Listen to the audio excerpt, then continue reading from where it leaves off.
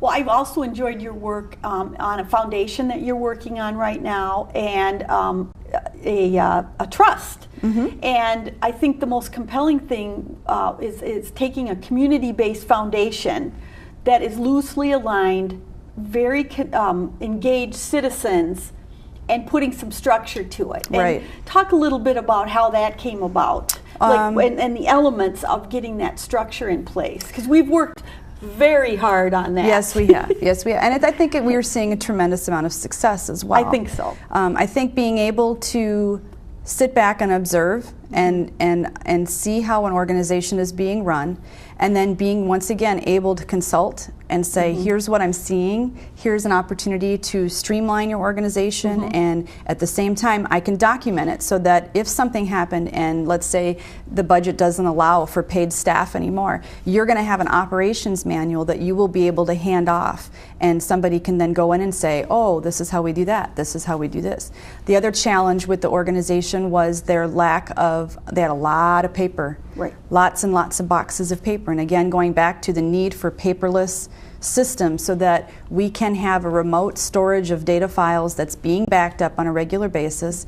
Everybody knows where they are, and we can access them whenever we need to. And those are going to be there regardless if it's ExtendedOffice or if it's somebody else. And it can be portable too, so Absolutely. that if, if at some point the organization took a different path, it's portable and the information is intact and verifiable and ready to be used. And the other important factor for the group is also, I don't want to be the only person that owns the paperwork or the paper trail or the how do I find this information, where do I find this information. So it's making it accessible to the group so that they can help themselves. And that's very important as well. So you're using different types of software products to do that without saying the names, because that won't mean anything. So you take a website. How can you help an organization with 20 board members, a community-based organization? How do you pull them together with the stream of information and then sharing of documents? What are some of the elements of that? Well, obviously everybody's going to need to have internet access. I mean, that's first and foremost, and sometimes not everybody does, so you do need to be able to have something in your back pocket that you can go back to old school if you need to. But you definitely would want some sort of remote access solution so that if people needed to, say for example, dial in and check out the books as an audit or something of that nature, that there is a remote solution for that. And there's lots of different products out there.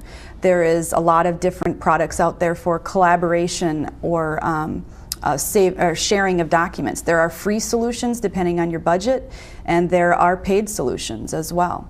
A lot of it depends on the infrastructure of the organization, if there is a home for the organization or not, because if they have a server, there are things that come with the server.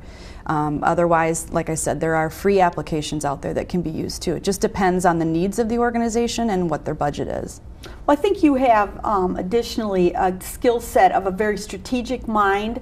And as you talked about, you sit back and you can kind of analyze everything that's going on and then strategically start to click off from the most basic to the more sophisticated pieces that need to happen to make an organization successful. And as being an organization management professional, you need all of those kind of components. You need a visionary, someone who's the idea person, and then you need an implementer, and then you need someone who really keeps everybody on task and structured, in whatever way that the organization is structured. Minders, grinders, and finders. Oh, I like it. Somebody told me that last week. The finders are the salespeople, of course. Minders are the sit and look at their desk, and the grinders are the legacy employees. And you need a mix in any organization, and then you have support from kind of a more virtual perspective. Well, you live in Eagan, which is great, and again, you're virtual, so no one can actually find you because you are virtual. But you are available. I would say, talk about Eagan and being, why did you guys decide to live in Eagan, and how is it being a community member in Eagan, and that whole concept of giving back to the community? I love living in Eagan. I love. Say that again. Mayor? Love living in Eagan. Okay. I love everything being 5 minutes from where I live on any given day.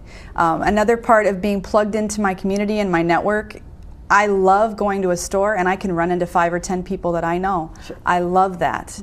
It's kind of a small town feel, but it's obviously not a small town. And the reason I lived here, I grew up in another suburban area, and when I met my wonderful husband, he was already established in Eagan, and it just was the logical choice to move here. Sure. So we've just been here, and I'm a military brat, so moved around a ton until I was about 10 years old, and even kind of moved around a lot. I always joke and say my parents were on the run from the law, but they weren't. Oh, but danger. No, we moved around a lot, and one of my goals for my family was to, once I put down roots, they're never going to be raised. Sure. So we are ideally situated 2 minutes from our elementary school, 2 minutes from the high school and the middle school, and we're never going to leave. Well, listen to that, those of you who are in charge of Eagan. That's a testimonial from a Absolutely. very happy citizen. I guess I would say now, what else have you found out about being a virtual assistant? What's been a shock to you? What's been an aha moment as you've been out with clients or interacting with other business people? Is there anything that you thought, oh my gosh, that is so amazing, I never even thought of that? I'm not sure I can pinpoint something like that. I do know for me, it's something that people have to be aware of when they're working in this sort of work environment, that there's a great deal of trust involved. Oh. I mean, I had a client that I never met in person, and he was out of Chicago. We never met in person, and we worked for 1.5 years together. Great working arrangement, but I have to say the clients that quote-unquote get and trust that this relationship can work. Now, it was a personal referral. I had met somebody at the IVA conference who is a VA in the Chicago area. She was unable to work VA with the, meaning virtual I'm sorry, assistant. virtual assistant. And she, we had met, and again, it's the whole networking thing. And she encountered this gentleman. She couldn't fulfill his needs, but she knew somebody that could. Referred him to me. So I mean, there was a little bit. It wasn't a cold contact type of thing. But for me, relationships that don't work in this environment are people that are kind of unable to let go of control. I mean, they don't have to let go of control, but they have to be able to trust that the VA is a professional and they know what they're doing and doesn't need to be micromanaged, and they're going to get the job done. For me, if that doesn't work, it's not going to work. The other thing too, and there's tends to be kind of a sticker shock. Again, I go back to clients that get it and clients that don't. VAs are not a $12 an hour type employee, or not even an employee. We are entrepreneurs. We're not an employee of a company or of a client.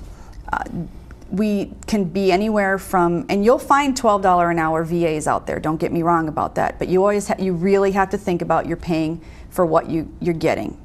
If you want somebody that is maybe not tremendously professional. Sometimes there's new VAs getting started and they're working at a discounted rate, and they tell their new clients right away, this is not what my regular rate's going to be, but because I'm new and I'm learning, we can learn together, and I'm going to charge a lower rate.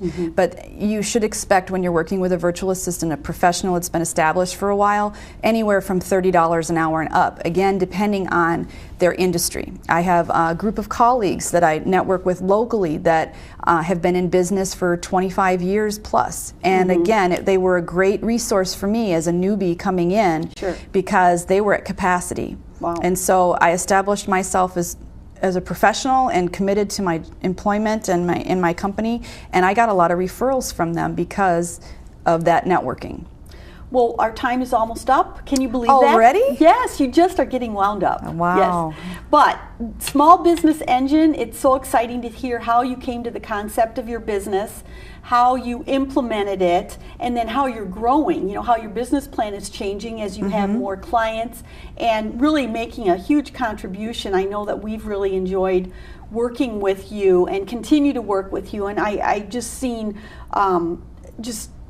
I've learned a lot from you in the context of what you do, because your skill set is not mine. So I appreciate We are a great pair. We are a great team. Dynamic duo. You're watching Talking Business. Today our guest was Angie Schaefbauer of ExtendedOffice, and you can check out her website, ExtendedOffice.com, or you can call your Chamber of Commerce and ask them to speak with Angie, and we'll certainly give you a great referral to Angie Schaefbauer. Thanks again, and we hope you'll watch next time. Talking Business. We are the small business engine in the region. Thanks for watching.